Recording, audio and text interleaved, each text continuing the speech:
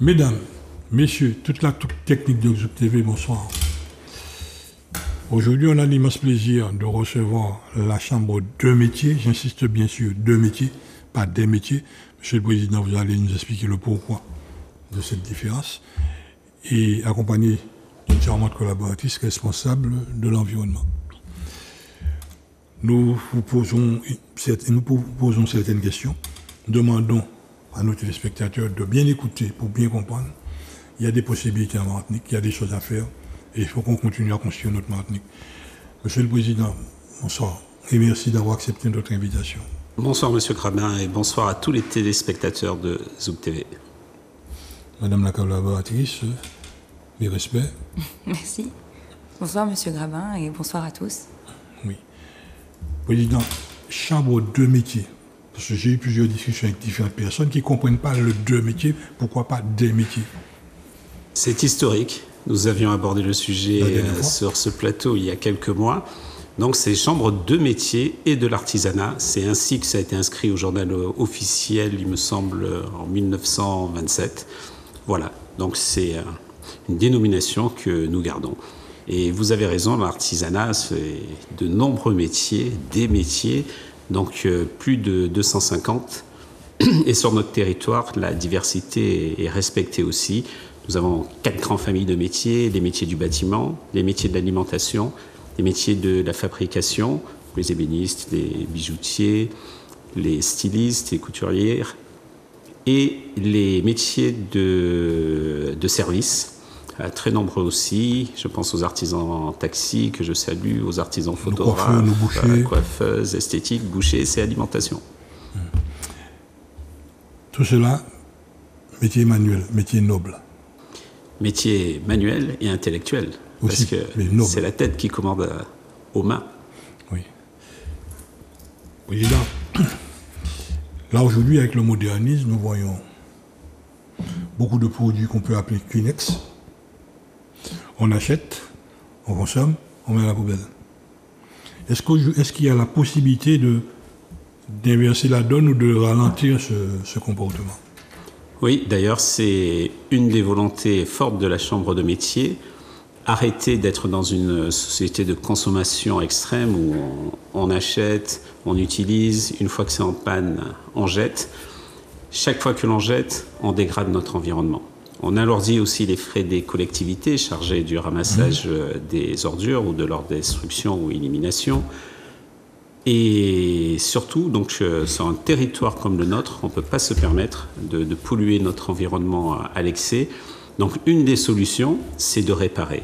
C'est une solution intelligente parce que non seulement, comme je disais, elle préserve l'environnement, mais c'est une solution aussi qui préserve notre pouvoir d'achat. Parce que si on n'a pas à racheter un produit neuf, qui aura aussi peut-être une durée de vie limitée, on peut donc faire réparer son bien. Alors ça peut être un vêtement qu'on ajuste parce qu'on a grossi, parce qu'on a minci, parce que la mode a changé ou qu'on veut le raccourcir. Ça peut être aussi pour l'électroménager, pour les vélos, pour j'allais dire de nombreux objets, même l'informatique, l'électronique, peuvent être réparés par des artisans. Vous économisez de l'argent et en plus, vous contribuez à l'économie circulaire puisque vous faites travailler des artisans de proximité, donc des Martiniquais qui vont pouvoir vous rendre ce service. Donc il y aura 3 gagnants, l'environnement, le portefeuille des Martiniquais et bien sûr l'activité de nos artisans. Et au centre, la Martinique. Et c'est la Martinique qui gagne, donc il y a beaucoup de réparations à faire sur notre territoire et c'est, j'allais dire, ce n'est pas qu'un jeu de mots. Donc ça a du sens. Aujourd'hui, on a beaucoup à entretenir, à développer et puis surtout à favoriser l'économie de proximité de nos artisans. Donc ça, c'est un message que j'adresse à tous les Martiniquais. Travailler dans la proximité, consommer dans la proximité, penser à la production locale puisque vous rendez service peut-être à des artisans, à des agriculteurs, à des petites industries, mais vous rendez aussi service au pays puisque c'est j'allais dire, de l'argent qui reste sur le territoire et qui va être, j'allais dire, si c'est de l'argent pour des entreprises martiniquaises, elle va pouvoir aussi, j'allais dire, faire vivre d'autres entreprises, payer des salaires à des Martiniquais, des Martiniquaises. Donc ça a du bon sens. La production locale aujourd'hui, il faut absolument la développer. Quand je dis production locale, je dis toutes ces activités de proximité. C'est un savoir-faire environnemental que nous avons connu par le passé. Et vous qui êtes en charge de l'environnement à la Chambre de métier, quel est votre sentiment? Alors oui, la réparation en soi, c'est pas quelque chose de nouveau. Ça a toujours été là, existant. Mais c'est vrai que maintenant, pour l'avoir dans une activité vraiment officielle, encadrée, construite, on remarque qu'il y a de plus en plus de personnes qui sont en recherche et en demande de formation pour ça. Et c'est là où je pense qu'il faut vraiment qu'on arrive à développer cette offre pour pouvoir créer plus d'activités, créer plus de demandes aussi auprès de l'usager et voilà, avoir cette économie circulaire qui grandit et être dans une initiative en fait qui sera que bénéfique. Mon vieux fer à repasser. Je n'ai plus, enfin ça ne chauffe plus, je ne peux plus repasser mes chemises. Est-ce que c'est pas mieux de faire réparer ou qu'elle allait acheter un autre fer? Finalement. Tout va dépendre après. Il y a ça aussi, c'est que pour pouvoir prendre en compte la durée d'allongement d'un produit, c'est même en amont, c'est-à-dire déjà quand on l'achète, choisir le bon produit, savoir si il peut être réparable ou pas, ça va dépendre des fournisseurs.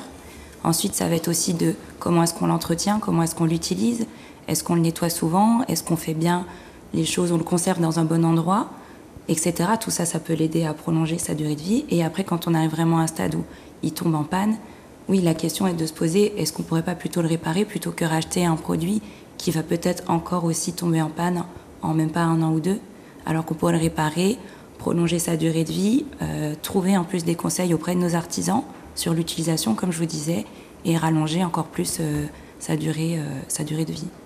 Donc, Président, on fait un diagnostic, on va voir l'artisan du coin, il nous fait un devis.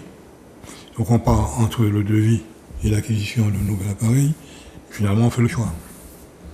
Oui, et on fait un choix qui souvent est le choix du porte-monnaie. Et parfois aussi, c'est un choix affectif. Lorsque nous avons fait le village de la réparation à Ducos le 18 octobre, eh bien, les Martiniquais sont venus, certains avec des objets à réparer.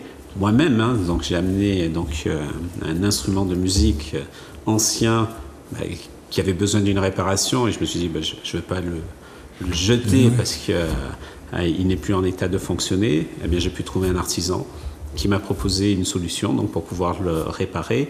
Donc, ce n'est pas un objet, j'allais dire, essentiel au quotidien de tous les jours, mais ça permet de garder ces objets qui sont parfois avec une charge affective et de ne pas les jeter.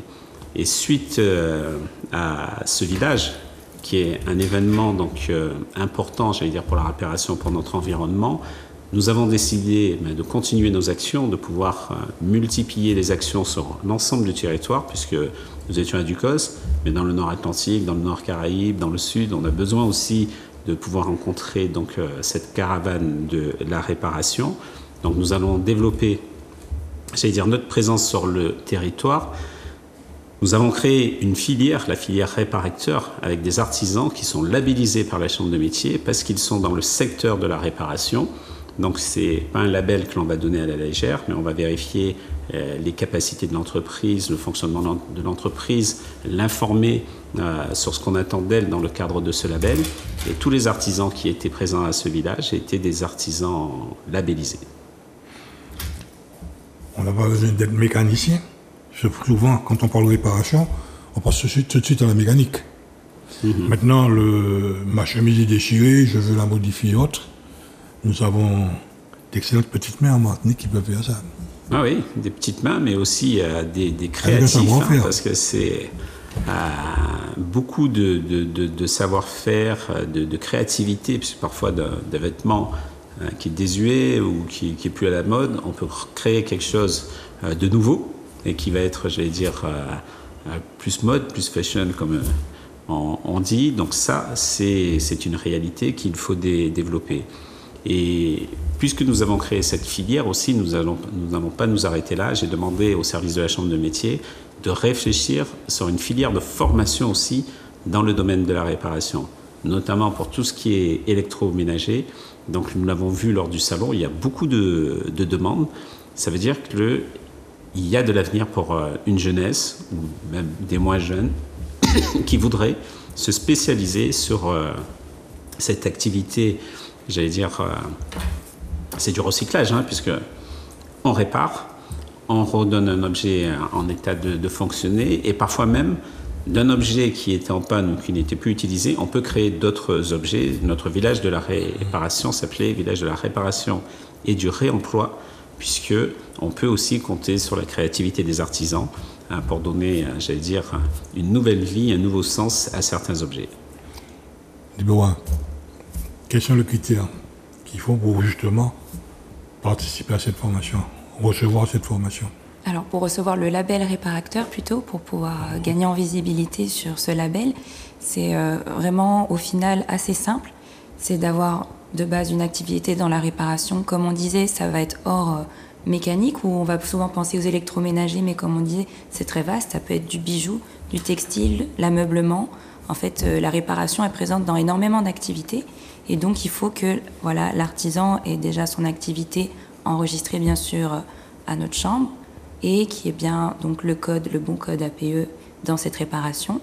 Et ensuite, ça va être soit il a donc un diplôme dans cette activité de réparation, soit il a 3 ans d'expérience déjà dans ce domaine d'activité. Et puis ensuite, moi bien sûr, je vais vérifier la valeur administrative des documents, aller aussi sur place pour voir sur site, échanger dessus, une commission sera passée et il pourra en fait être labellisé. Mais une fois qu'on a ce label, président, par rapport aux administrations, Sécu, impôts. Alors, ce n'est pas un label qui donne droit, pour l'instant, à des exonérations ou à des remises. Là, notre but, c'est mais que ça nos donne, artisans... ça donne surtout une visibilité. On sait que vous existez. C'est ça. Notre but, c'est que nos artisans puissent travailler, rencontrer leur public. Donc, c'est une action de communication vers le grand public. Une action aussi d'encadrement, donc Madame l'a dit, on va voir les artisans, on vérifie leur expérience, leurs compétences et surtout on les prépare aussi à ces actions puisque lorsque vous voulez développer une filière, eh bien, il faut pouvoir compter sur des acteurs, qu'ils soient de plus en plus nombreux. Donc c'est un appel que je fais aussi à tous les artisans spécialisés dans la réparation. Contacter la Chambre de métier pour pouvoir être labellisé réparateur.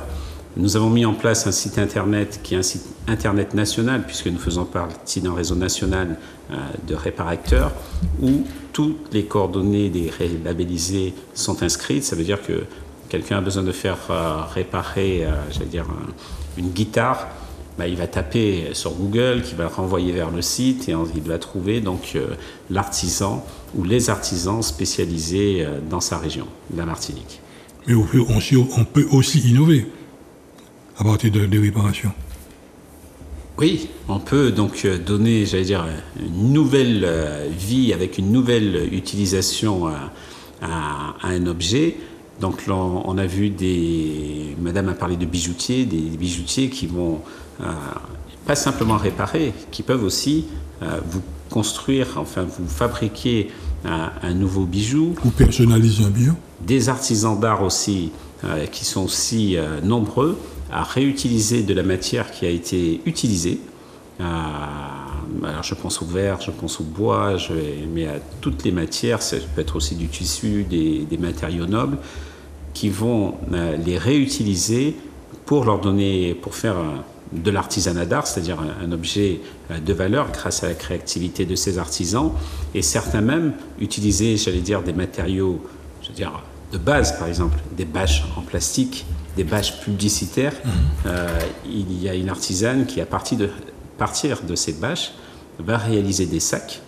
En plus, des sacs qui sont très beaux, qui sont pratiques, mais surtout des sacs qui ont beaucoup moins d'impact carbone, qui ne vont pas polluer. On n'a pas dû faire fonctionner l'industrie chimique ou abattre des arbres pour les réaliser.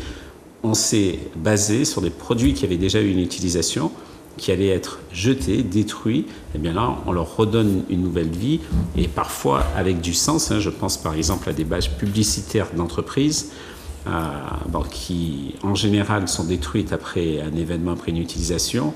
Là, on peut en faire des sacs, même des portes-contenants, et avec la marque de l'entreprise, puisqu'elle était inscrite sur la bâche.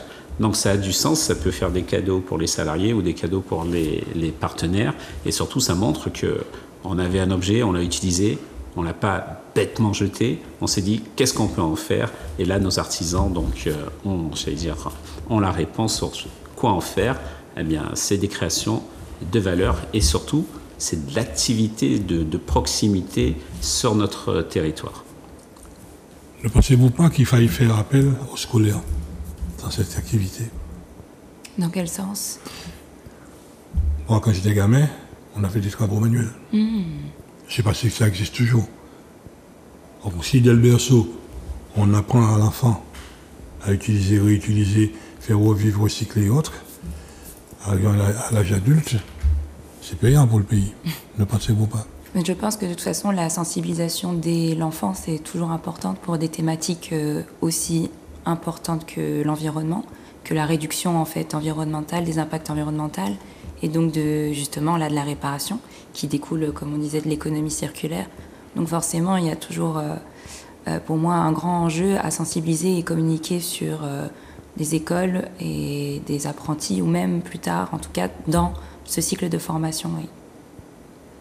Parce que hier, président, à partir d'un vieux moteur, une vieille boîte de vitesse et autres, on pouvait faire un outil, une machine. Alors, est-ce que ça, c'est nostalgique ou on peut relancer? Ça existe encore. J'ai visité un artisan sur les hauteurs du Lorrain qui fabrique des outils pour le jardinage à partir de pièces mécaniques qui allaient partir aussi à la destruction. Donc, il va récupérer le métal, le fondre, le modeler, construire de nouveaux outils qui sont des outils d'une part solides parce qu'ils se basent vraiment sur de la matière première de qualité, et surtout il a la possibilité d'ajuster les outils à la force de la personne qui va les utiliser, à sa taille, au type de travail aussi réalisé. Donc ça, c'est aussi du réemploi, et surtout là on voit là le talent d'une personne qui non seulement donc maîtrise la technique de construction d'outils, mais qui en plus va réfléchir à comment adapter l'outil à la personne qui va l'utiliser. Donc ça existe, et ce sont des choses à développer. Et aujourd'hui, nous sommes tous victimes d'une inflation, notamment sur certains matériaux qui coûtent de plus en plus cher. Donc on ne peut plus se permettre de les jeter comme ça. Et parfois, donc, les remettre dans un circuit vont être réutilisés, retravaillés, mis en place pour respecter les normes et l'usage qui va en être fait plus tard. Ça a du sens. Et notre filière réparateur, elle est tout à fait dans cette voie-là. C'est-à-dire, on réfléchit, on ne peut pas se permettre de jeter comme ça et donc de perdre de l'argent, d'impacter notre environnement. Qu'est-ce qu'on peut en faire aujourd'hui? C'est essentiel, et ça doit être dans chacun de nos actes de consommation. Et nous pouvons innover. Je prends par exemple la partie alimentaire. Quand on voit que Sainte-Lucie expédie des tonnes et des tonnes de dachine au Canada, et nous importons des tonnes et des tonnes de pommes de terre. Ce serait par là une opportunité pour se réapproprier de notre nourriture de base. Alors oui, là c'est vrai qu'on est quand même sur deux thématiques différentes entre l'alimentaire et la réparation d'objets, mais c'est vrai qu'il y a aussi une réflexion en fait qui va de pair sur le fait de consommer local et aussi de réduire le déchet, c'est-à-dire de réduire le gaspillage alimentaire. Donc ça c'est aussi une autre thématique qu'on a à cœur à la Chambre en tout cas, c'est de travailler par exemple sur tout ce qui est produit en date courte ou qui est encore consommable mais va être jeté, trouver des filières en fait, que ce soit par le don aux associations ou par le fait de brader le produit pour pouvoir être acheté par un consommateur qui acceptera un produit qui va périmer bientôt mais qui aura une réduction. Et voilà, trouver toujours des filières pour pouvoir éviter le déchet et en plus faire marcher l'économie de la Martinique. Monsieur le Président, cette économie circulaire, elle est vaste. Et nous avons beaucoup de choses à réhabiliter. Prenons l'exemple du bâti. On a beaucoup de réhabilitation à faire. On a beaucoup de métiers dans le bâtiment. Et finalement, si nous ne faisons pas ce qu'il faut, c'est pas sur Google qu'on va se faire réparer. Hein. Effectivement. Et par rapport à ce que disait Madame, lorsque notre dernier village a eu lieu, donc j'étais présent sur place pour supporter, encourager l'équipe et rencontrer les artisans. Et j'ai rencontré aussi des visiteurs, dont un qui était du secteur du bâtiment, une autre dame qui était donc d'une entreprise, d'une association qui s'appelle Martinique Environnement. Et nous avons discuté, parce que dans le secteur du bâtiment, lorsqu'on fait des travaux, de la rénovation, de la construction, parfois il reste des matériaux qui étaient en plus parce qu'on avait sécurisé ou finalement on n'a pas tout utilisé. Et on pourrait dire aussi, on n'en a plus besoin, on ne sait pas comment les stocker, donc on va les jeter, les amener donc dans une déchetterie spécialisée, alors que en amont, on pourrait mettre un dispositif pour permettre de revendre ces petites quantités de produits de qualité à des professionnels, parce que là aussi, il faut que l'on reste dans un cadre de professionnel, qu'on respecte la sécurité. Et ça, c'est une démarche, qui va encore dans notre sens de protection de l'environnement et de permettre aux artisans de faire des économies, que d'avoir cette bourse de matériaux, de consommables qui n'ont pas été utilisés, qui ne vont pas être conservés par l'entreprise parce qu'elle n'en a plus besoin et puis le stockage coûte souvent très cher, mais permettre à d'autres entreprises d'accéder, d'être au courant. Et pour ça, Google peut nous aider, puisque aujourd'hui, avec Internet, avec des plateformes digitales, on peut très bien mettre en ligne, voilà, j'ai des excédents, je ne les ai pas utilisés, ils sont de qualité, je suis prêt à les vendre.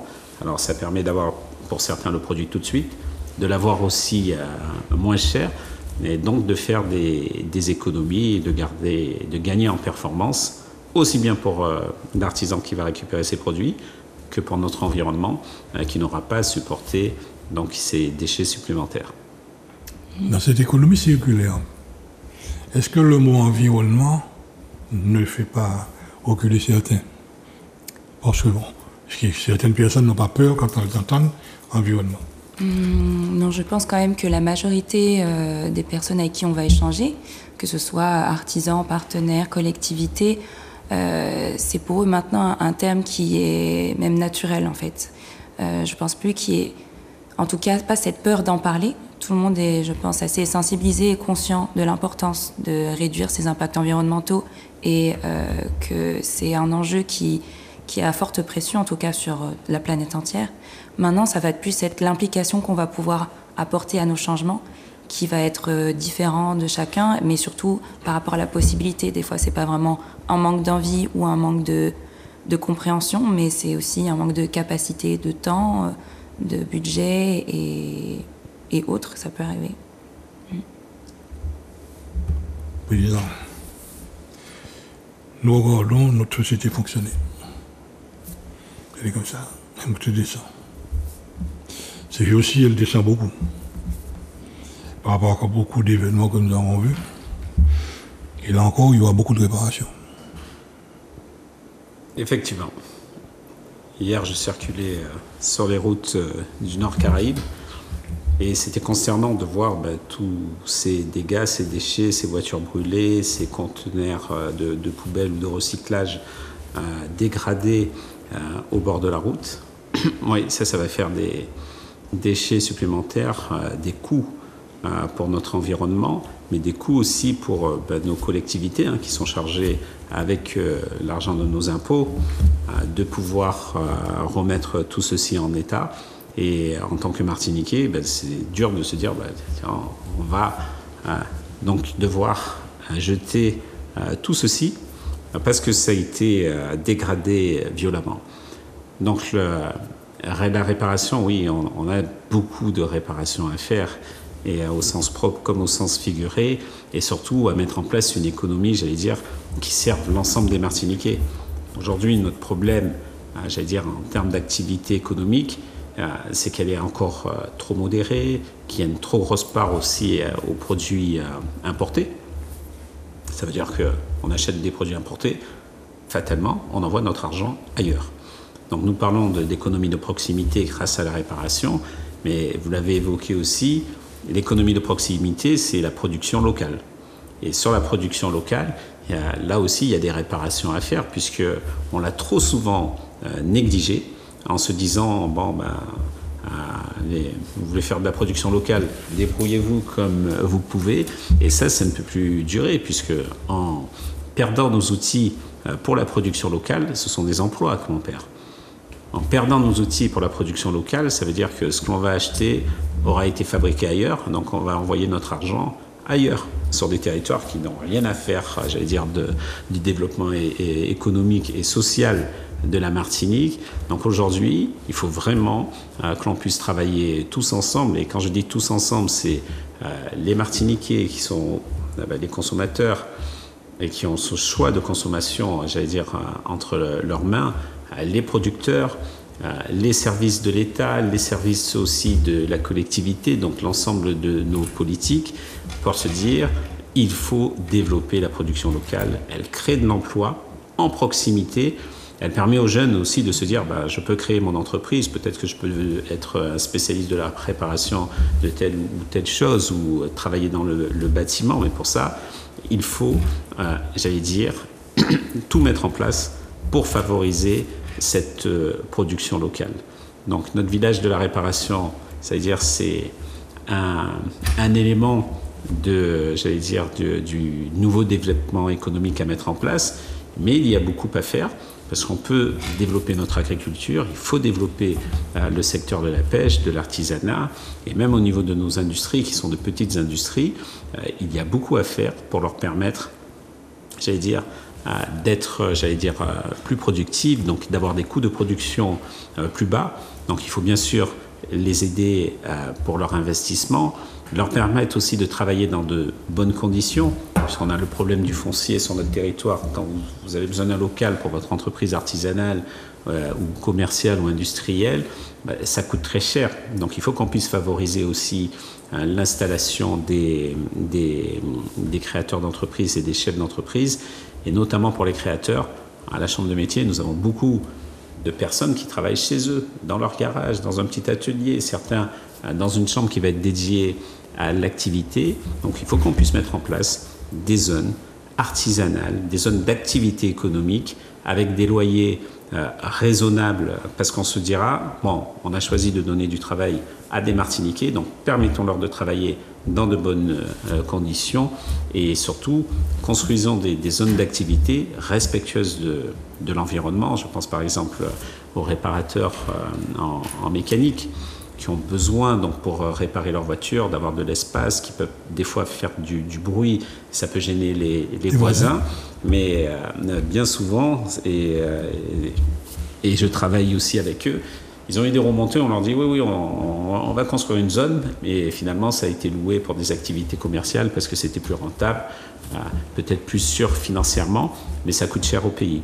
Donc il faut favoriser, j'allais dire, l'investissement, la production locale, et au niveau de l'État, il faut aussi donc oser, j'allais dire, avoir une Martinique qui produit par elle-même, qui est une Martinique qui crée de l'emploi, j'allais dire, en soulageant fiscalement et socialement toutes ces entreprises et même ces jeunes entreprises qui vont se créer, en leur disant, voilà, on peut faire baisser les prix si on baisse aussi, j'allais dire, la pression sociale et fiscale sur les entreprises. Et moi, j'appelle de mes voeux, et ce soir, j'ai une réunion avec tous les présidents d'organisations professionnelles où nous débattrons sur un projet de Martinique qui serait une zone franche sociale où les entreprises seraient soulagées des charges sociales et fiscales, en tout cas les TPE, pour leur permettre, j'allais dire, d'embaucher plus facilement, de produire à des coûts qui soient moins élevés, donc avoir des répercussions positives pour les Martiniquais.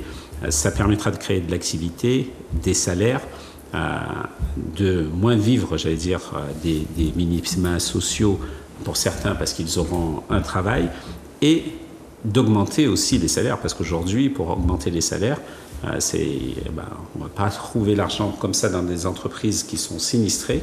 S'il y a donc ce soulagement et cette zone franche sociale, les entreprises auront plus de moyens pour faire augmenter le pouvoir d'achat de leurs salariés. Et un pouvoir d'achat qui augmente, c'est aussi la consommation qui augmente. Il faut espérer que ce soit de la consommation de produits locaux. Et là, on enrichit le territoire. Et même l'État y trouvera son compte, puisque plus de consommation, plus de TVA pour l'État. Vous savez que la dernière zone artisanale qu'on a faite en Martinique, c'était celle de Mont-Calvas. La dernière zone artisanale. Zone artisanale, oui. C'était celle de Mont-Calvas. Ouais, ça fait longtemps. Pas d'aujourd'hui, c'était dans les années 60. Depuis, ça a été l'échec total. On n'a jamais relancé l'opération. Ouais. Ça doit être un cas, j'allais dire, de développement stratégique de notre territoire. Un développement qui passe bien sûr par le développement économique. Parce que si vous voulez avoir un bien-vivre social, avoir une paix sociale, il faut que les Martiniquais puissent travailler, s'enrichir grâce, j'allais dire, à leur travail, à leur génie, à la sueur de leur front. Mais pour ça, il faut mettre en place, j'allais dire, un contexte qui permette ce développement. Sinon, on en reviendra à cette société de consommation que nous avons aujourd'hui et une économie, j'allais dire, de comptoir qui est la Martinique. On reçoit, on paye, on applique des taxes dessus comme l'octroi de mer, mais ça ne protège pas la production locale. Ça favorise, j'allais dire, cette économie de comptoir, ces exportations massives. Et aujourd'hui, nous avons des choix à faire, que ce soit au niveau politique, que ce soit au niveau de l'État, mais aussi des Martiniquais, pour une consommation responsable. Et pour ça, la Chambre des métiers fait sa part de travail, ainsi que les autres acteurs de la production locale. Nous avons une économie de tubes que l'on remplit. Bon, j'espère que votre jeune génération va pouvoir permettre justement de sortir de cette impasse. Dans ce domaine, nous avons échoué. On ne peut pas ignorer les choses, nous avons échoué. Il faut de nouvelles situations. Pour, à partir de l'environnement, qu'on puisse créer justement un environnement propice pour permettre à tout chacun de pouvoir vivre de son métier. Tout à fait. Je pense que une fois que tout sera... les démarches sont déjà lancées, c'est-à-dire qu'on est déjà dans une transition écologique qui va vers plus une économie linéaire. Je ne dis pas qu'on est bien avancé, mais qu'on est déjà dedans. Et que de toute façon, plus les démarches seront importantes et diverses, plus ce sera vertueux. Et par exemple, pour un objet, c'est ça, si on achète un objet qui a été produit localement, pour le réparer, ce sera plus simple. On aura plus accès aux pièces détachées et forcément, ce sera plus vertueux. Ça ira avec l'économie locale et on pourra réparer notre produit, l'allonger, etc. Donc pour moi, c'est vraiment... comme pour l'économie circulaire, ça va se faire petit à petit, mais tout s'enclenchera, enfin j'espère en tout cas, vers quelque chose de vertueux. Et la réutilisation de certaines pièces pour déboucher sur d'autres outils. Tout à fait, c'est-à-dire qu'il y a toujours moyen d'innover, comme vous disiez, pour réfléchir à comment utiliser l'objet. Une fois qu'il est arrivé à sa fin de vie, si on l'a déjà réparé, est-ce qu'on ne pourrait pas justement le réinventer, le réemployer ou le recycler, ou là carrément on détruirait sa forme initiale, par exemple prendre le plastique pour en détruire sa forme initiale, mais pour reconstruire quelque chose derrière. Et ça, il y aura toujours, je pense, des esprits innovants qui pourront trouver des idées créatives et importantes et superbes. Je ne sais pas si vous avez fait l'Afrique. Oui. Ils sont très, très, très, très ingénieux. J'ai vu ça. Ils font des choses, mais vraiment, en termes d'économie circulaire, qui dépassent l'entendement. Et ouais. Nous sommes à l'ère du jeté, là, c'est Kleenex, alors qu'eux, ils sont dans l'ère du recyclage. Oui, ils font du recyclage parce que déjà, ils n'ont pas le choix. C'est-à-dire, quand vous êtes démunis, et on l'a connu, hein, moi je me rappelle de mon père me parlant de l'époque de l'amiral Par Robert, exemple. où on était privé de tout, et il fallait être ingénieux. Il me racontait les jouets qui étaient fabriqués pour les enfants à partir de boîtes de sardines, de bobines, de fils. De vieux pneus de voiture.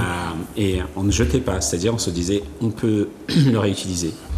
Et sur le territoire africain, c'est sûr, je l'ai vu au Sénégal, je l'ai vu au Kenya, oui, on recycle. Et en plus, on recycle avec talent, parce que beaucoup de l'artisanat est fait à partir d'objets recyclés. J'ai chez moi des dessous de plats travaillés à partir de capsules de bouteilles en verre. Et le travail est magnifique et créatif. Et beaucoup de nos artisans sont dans cette dynamique. J'ai chez moi beaucoup d'objets, des œuvres d'art. On va en parler, c'est un artisan d'art, Robert Manscourt. À partir de quoi il travaille? De verre, de bouteilles de verre qui ont été renvoyées donc, à la déchetterie. Donc il va partir de ce verre-là, le faire fondre et en faire des œuvres magnifiques. Et ça, c'est, j'allais dire, une réalité. Ce sont des objets en plus qui ont du sens, sont fabriqués sur notre territoire. Ils sont beaux, ils sont solides aussi et réparables. Madame l'a dit, c'est très, très important. Quand vous achetez un bijou réalisé par un bijoutier, si vous avez un problème avec votre fermoir, il saura vous le réparer. C'est son métier, c'est lui qui l'a fabriqué. Par contre, c'est vrai, on veut faire des économies, mais on rentre dans un système de consommation à outrance où dès qu'il y a un défaut, la réparation va coûter trop cher par rapport au prix du produit et on va le jeter. On ne se rend pas service, on ne rend pas service à notre activité économique, on ne rend pas service à notre environnement. Pour revenir sur ce que vous disiez, d'importance capitale, qui devrait justement faire partie de toutes les tables rondes, et à la limite même plus de tables rondes, puisqu'on tourne autour, notre économie, il faut la relancer. Là, aujourd'hui, au niveau psychologique, il y a un drame pour beaucoup. Beaucoup. Ceux qui ont perdu leur emploi du jour au lendemain. Avec tout ce qui s'est passé dernièrement. Relancer tout ça, c'est aussi le moment de permettre à ces activités de redémarrer aussi. Mais président, quand on sait, par exemple, j'entends le préfet, j'entends tout le monde, nous allons accompagner les entreprises. Or, pour avoir 1 euro public, il faut être à jour de la Sécu et des impôts. Tel n'est pas le cas pour beaucoup d'entreprises de Martinique. Comment voyez-vous ça en tant que président? Comment faire en sorte qu'on puisse passer outre?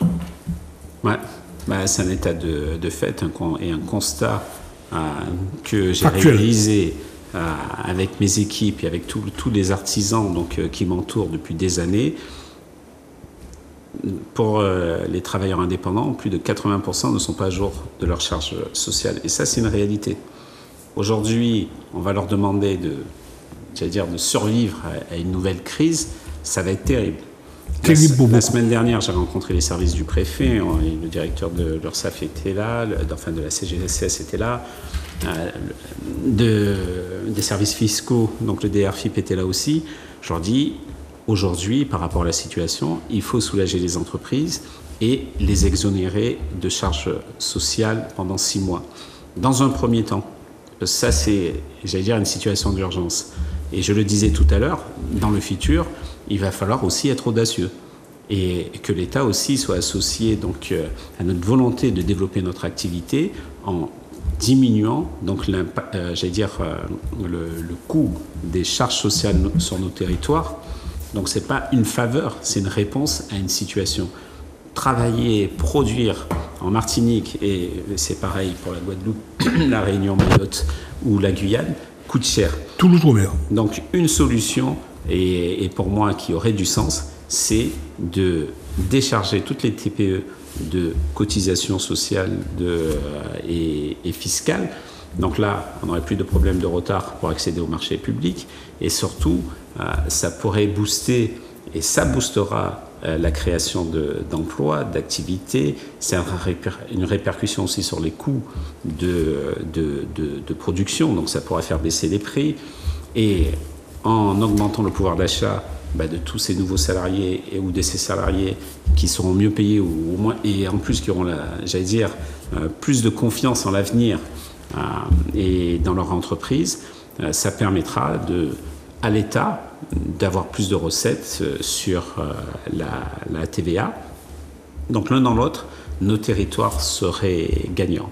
Parce que pour sortir de cette situation, il ne va pas suffire de dire on fait baisser des prix. Ça ne suffira pas parce qu'au bout d'un moment, ils vont baisser. Mais si vous n'avez pas d'argent, vous allez toujours trouver trop cher les prix. Donc notre objectif, c'est vraiment dynamiser notre territoire grâce à des entreprises plus nombreuses, plus fortes, plus de créateurs d'entreprises aussi, puisque aujourd'hui, beaucoup ont la possibilité de créer leur entreprise, de la développer, des fois même d'avoir des salariés. Tout ceci, il faut l'encourager parce qu'il y a les Martiniquais, ils aiment le travail, il y a de la créativité, donc il faut leur donner ces outils, en tout cas développer ces initiatives. C'est ce que fait la Chambre de métier, c'est le travail aussi que font les autres chambres consulaires. Eh bien, on doit le faire ensemble et la production locale est une réponse. Et la production locale, ça nous concerne tous. Vous avez parlé tout à l'heure de la jeunesse. Même pour la jeunesse, il faut la sensibiliser. Vous avez parlé d'1 € de marché public. C'est vrai, si vous mettez 1 € sur une bouteille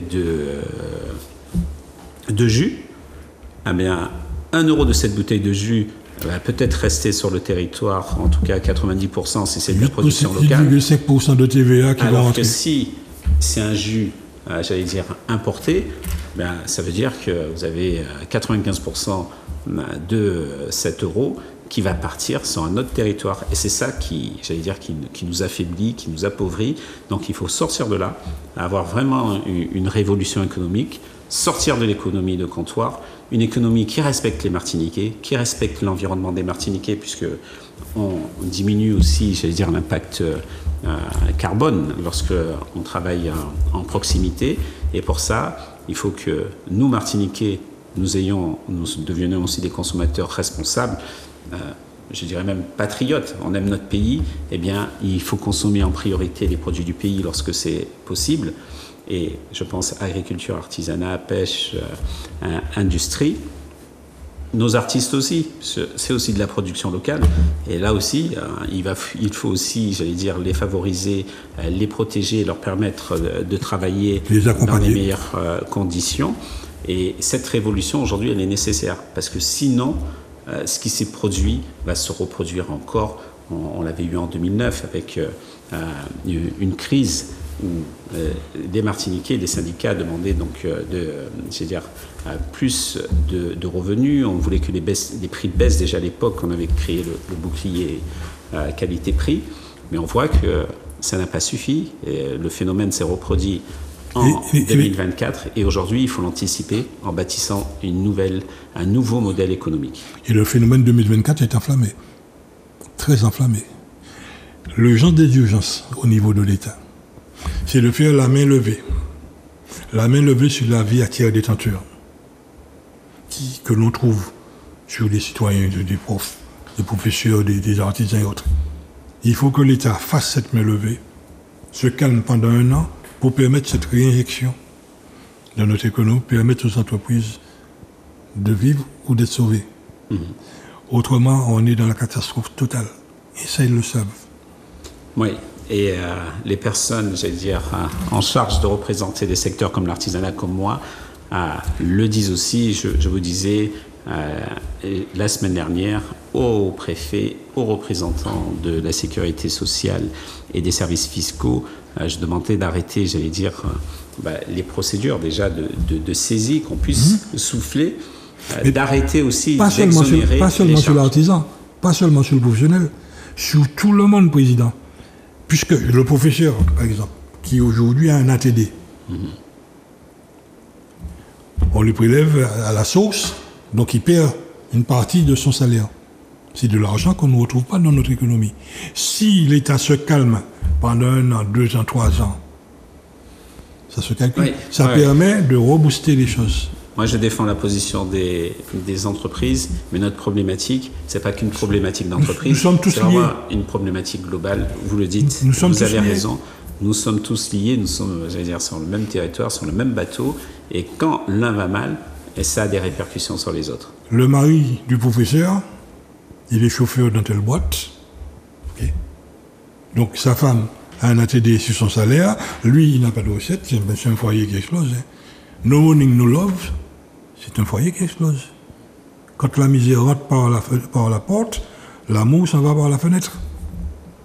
Par rapport à tout ce qui se fait là aujourd'hui, Président, nous devons se dire, bon, stop, donner un gage à tout le monde. Il n'y a pas que le prix de l'alimentation. Il faut regarder globalement la chose. Et si nous ne faisons pas ça, Président, je ne sais pas comment ça va se terminer. Entièrement d'accord. Il faut regarder les choses globalement et surtout ensemble. C'est-à-dire tous les Martiniquais, tous les représentants de notre société sont concernés. Et ça aussi, c'est un effort, fantastique à faire que de pouvoir se parler, échanger, je suis d'accord, je ne suis pas d'accord. Mais on prend une solution qui nous permette de sortir, d'une situation de blocage. Et pour ça, ça veut dire qu'il faut faire un effort de part et d'autre. Écoutez pour comprendre. Pouvoir avancer. Écoutez pour comprendre. Voilà, c'est écoutez pour comprendre. Et agir ensuite. Nous avons entendu des personnes, même au niveau national, parlant de la Martinique d'une manière péremptoire, avec de fausses informations qu'on faisait passer. Donc finalement, on se dit, nous préférons échanger avec le président de la Chambre des métiers, qui à partir de ce que nous allons lui porter comme information, va relayer dans des instances plus hautes, mais que l'instance plus haute puisse s'écouter. La relance de notre économie, nous l'avons toujours dit. Il faut adapter le code des marchés publics à la réalité locale. Permettre aux entreprises de soumissionner et prélever à la source. Quand on paye l'entreprise, on prélève ses charges, générées, et sa côté disponible, il fait ses salaires, il fait les autres. Mais si on impose de plus en plus des choses qui sont lourdes, on le constate, beaucoup de marchés, on a eu l'occasion de faire une émission, on avait fait une rencontre avec les HLM, beaucoup de marchés sont infructueux, donc il faut tout repenser, Président. Et vous, en matière environnementale, vous vous heurtez à ces mêmes problèmes. C'est en dehors du savoir-faire manuel, il y a la partie administrative, il y a la partie du stimulus, l'argent. Tout à fait. Oui. C'est comme je disais, tout le monde est sensibilisé, mais pour passer à l'action, on va avoir plusieurs, pas freins, mais voilà, on va avoir plusieurs critères en tout cas à prendre en compte, qui est déjà, les démarches administratives qui ne sont pas toujours simples, pas toujours à disponibilité ou à accessibilité de chaque personne, surtout maintenant à l'ère du numérique, où là, on peut avoir un effet positif sur l'environnement, mais peut-être du coup un challenge pour certaines personnes de devoir faire de l'administratif en plus sur du numérique. Et ensuite, on va aussi avoir, d'autres critères, comme vous disiez, sur le financier, qui ne va pas être peut-être la priorité, en tout cas, de l'artisan, puisqu'il va d'abord avoir cet effet de rentabilité, cet effet d'attractivité, ce qui est tout à fait normal. Et après, quand il sera florissant, il pourra peut-être passer plus de temps et d'argent sur des dépenses qui pourront faire qu'il réduira sa consommation énergétique, qui pourront faire qu'il réduira sa production de déchets, etc. et favoriser ses achats responsables. Président, je ne sais pas comment vous voyez l'avenir, mais je veux être optimiste. Moi aussi, l'avenir, il est entre nos mains. Donc c'est à nous de bâtir l'avenir que nous désirons. En tout cas, moi, c'est ce qui m'anime sur chacune de mes missions pour la Chambre de métier, pour le développement économique de la Martinique. Il y a un mieux vivre social en Martinique. Donc cet avenir, il passera par la concertation, par la prise de décision. Donc je parlais de revoir le modèle d'accompagnement de nos entreprises, les charges aussi, le poids des charges sur nos entreprises, parce que la vie chère, elle est dans les supermarchés, mais lorsque vous êtes artisan, que vous achetez un sac de ciment, que vous achetez du cuivre ou du tissu, des montures pour faire vos bijoux, ça va être plus cher que sur l'Hexagone. D'ailleurs, la Chambre de métier lance une enquête sur les prix de l'artisanat avec un comparatif entre les prix de certains produits référents. J'ai demandé aux 25 présidents d'organisations professionnelles de me donner des prix de produits, le prix Martinique, Et le même prix sur l'Hexagone, par exemple en région parisienne, pour justement, j'allais dire, pouvoir chiffrer, analyser cette distorsion. Et ce qui fait aussi que, comme les prix sont plus chers, vous avez du mal, j'allais dire, à rester, j'allais dire, concurrentiel. Et souvent, qu'est-ce qui va en pâtir? C'est les charges sociales. D'où ce besoin d'avoir un nouveau modèle où la Martinique donc, serait, j'allais dire, en tout cas l'entrepreneuriat martinique qui serait libre de ces charges sociales, une zone franche sociale. Et sans oublier aussi notre jeunesse, nous avons l'impératif, j'allais dire, besoin de former notre jeunesse aux emplois d'aujourd'hui, mais de demain sur notre territoire, parce qu'aujourd'hui, on forme des jeunes, mais pour les envoyer sur l'Hexagone. Donc là aussi, c'est d'autres qui en profitent. Donc formons, j'allais dire, efficacement, formons pour notre territoire, parce que nos entreprises ont besoin aussi de personnes qualifiées. Si vous avez une conclusion à faire, ça aurait été laquelle? Responsable de l'environnement de la Chambre de métier. Du coup, pour rebondir, c'est vrai que j'ai parlé des freins, mais j'ai pas parlé en fait de moi, mon action principale, qui est justement de passer ces freins, d'accompagner les artisans. Donc là, j'ai envie d'abord de m'adresser à nos artisans, c'est-à-dire que pour tout artisan qui se pose des questions sur l'environnement, sur des questions même, est-ce qu'il serait possible d'avoir des aides, des subventions, parler d'un diagnostic, savoir ce qu'il existe, en tout cas même auprès des autres entités, des collectivités. Voilà, il ne faut pas du tout hésiter à se rapprocher de la Chambre parce qu'on est là pour ça, pour conseiller, accompagner et en tout cas trouver des solutions ensemble. Et pour revenir sur la votre porte est toujours ouverte. Exactement. Donc il ne faut vraiment pas hésiter. Je suis là pour ça, pour entendre toutes questions, il n'y a pas de questions bêtes et pour essayer d'apporter le maximum de réponses.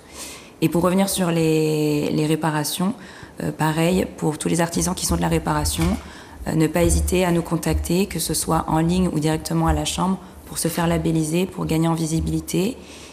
Et auprès des usagers, du coup, aussi, pour qui se questionnent où sont ces artisans de la réparation, d'aller voir notre annuaire des réparateurs et pour avoir leurs contacts et leurs coordonnées.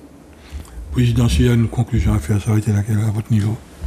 Eh bien, de continuer nos efforts pour l'économie martiniquaise, notamment les artisans, et je salue le travail du service développement économique de la Chambre ainsi que celui du service formation, puisque pour moi, donc, j'allais dire, le mieux vivre en Martinique va passer par ça, l'accompagnement de nos entreprises pour qu'elles puissent prospérer et la formation de notre jeunesse pour qu'elle puisse se réaliser sur notre territoire si possible avec des formations de qualité. Et la Chambre est là donc pour apporter des réponses et accompagner ces publics, la jeunesse, les entreprises artisanales. Enfin, Président, pour conclure, on a tout pour accompagner notre population pour une Martinique autrement. Ce que nous demandons à beaucoup de ceux que j'entends dire, on est chez nous, le pays c'est à nous. Lorsque je vois, ça me fait très mal, quand je vois qu'on nous coupe tous nos arbres qui ont mis des années à pousser. Toutes ces choses-là, je dis, bon, stoppons. Arrêtons, mettons-nous pas autour de la table, pelle pioche, faisons ce qu'il faut pour justement, il y a les instances qu'il faut. Nous sommes là pour vous accompagner, nous sommes là pour vous permettre d'écouter, pour comprendre. Mais protégeons la Martinique. Évitons ce qui se fait là, ce n'est pas beau. C'est pas intéressant, on va payer lourdement ces choses-là demain, très lourdement. Merci encore, à très bientôt.